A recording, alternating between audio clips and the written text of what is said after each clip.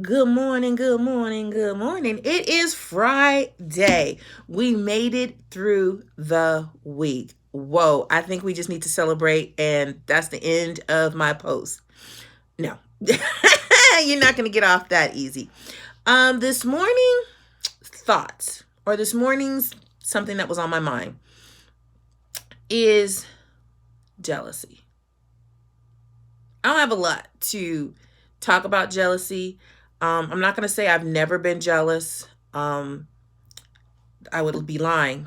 But I've never been jealous in to the extent that I would do or say something to destroy someone. There are times where we are so consumed with jealousy, so consumed with power, so consumed with being right that we do and we say things that tear other people down purposely. We say and do things purposely to tear someone else down. That's not right. Whether it's true or not, some of us get away with believing that if it's true, we have the right to share it or the right to say it. And some of us believe that, well, since it was mine and it was rightly supposed to be mine, I have the right to do things negatively toward this person because that should have been mine.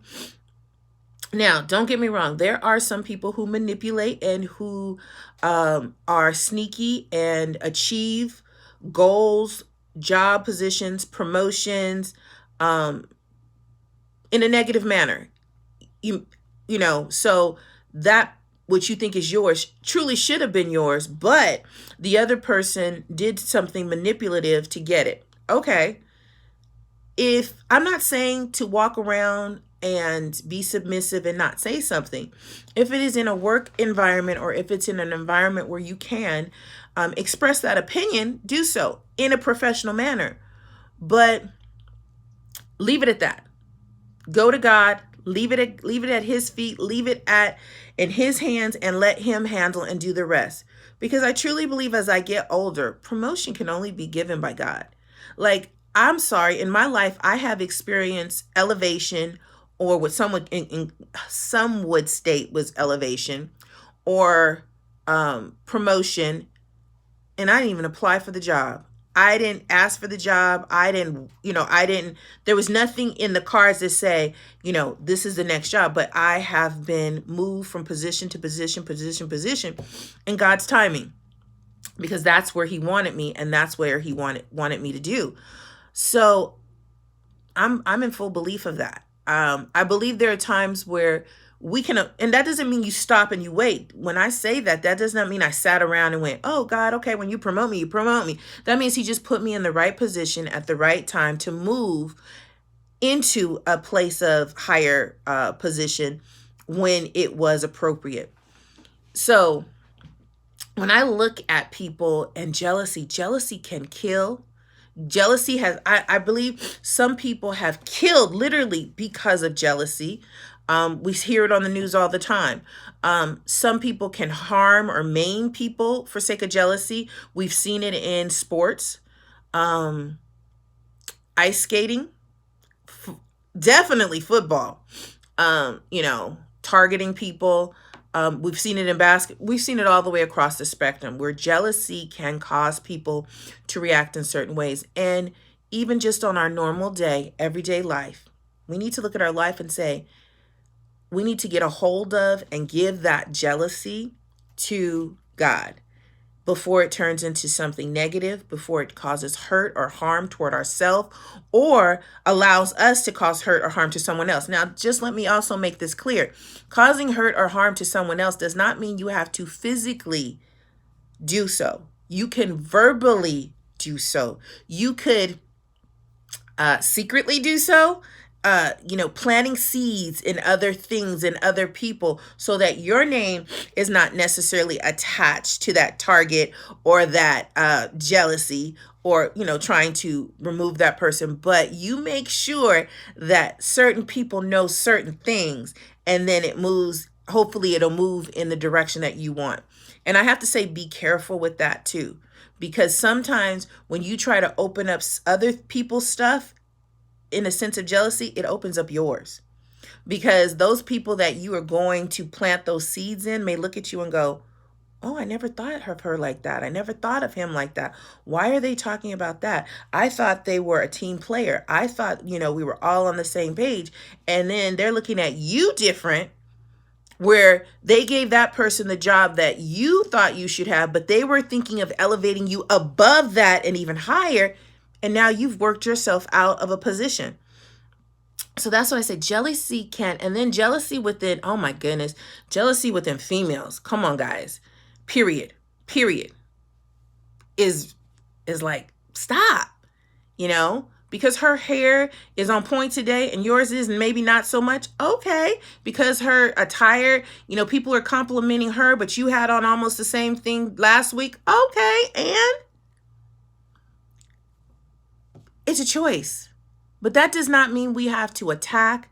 That does not mean we have to take to social media and say stuff. That does not mean we have to post subliminal messages. It means that in that season, in that outfit, in that makeup, in that hairstyle, they just happen to catch somebody's attention.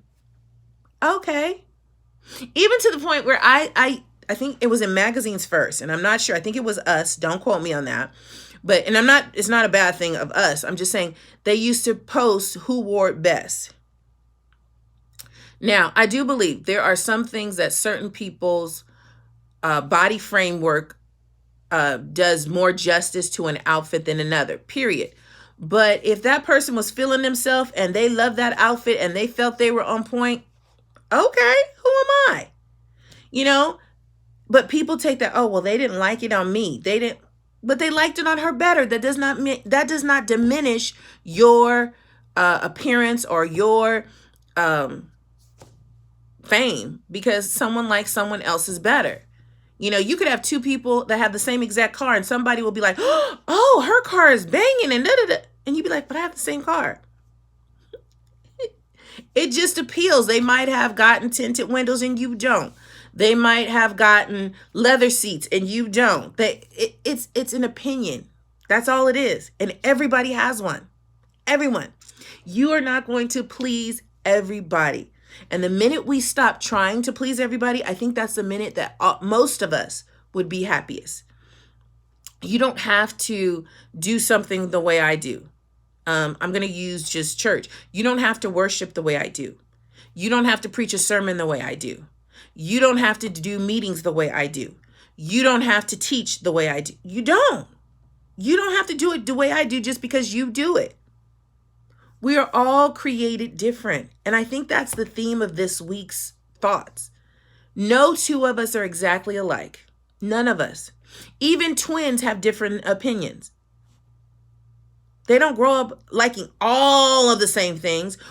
Their parents may have them wear all the same clothes, but when they grow older, that doesn't necessarily mean that they're going to always wear the same clothes. They're not going to always have their hair the same. They're not going to always go out together. They're individuals. They're going to formulate independent thoughts because they're not in each other's head, even though they're similar, even though they grew up together, even though they think alike, even though they share the same similar DNA. They're not exactly alike. They're not going to be carbon copies of each other. So why do we try to be carbon copies of each other and get jealous when it backfires? If we are concerned about us, if we just do us and we just are happy with ourselves and we do what makes us happy. Now, you might say, I am. Destroying so-and-so makes me happy. That's not what I'm saying. Because I'm pretty sure there's somebody saying, I am. To mess up her promotion made me happy.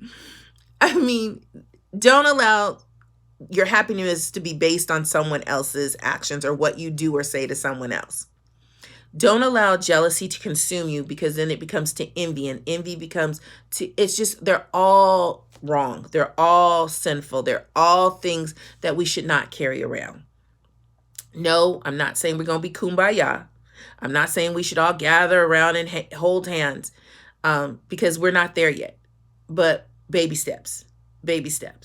Take care of you. stay in your lane, do what's best for you without hurting or harming someone else, whether it's physical or verbal. If we would try to practice that and put that into place, and during this season of Lent, if we would not so much give up something, but give up those negative attitudes, give up those negative behaviors, give up those negative thoughts, give up and start practicing love, peace, patience, long suffering. If we would give up the negative part of those words and continue that after Lent, because some of us tend to give up stuff during Lent, and as soon as Lent is over, we pick it right back up. Let it go. Let it go. Be the best you today. Be the best you today that God has created you to be. And I bet you'll have an excellent day. Real talk, real life.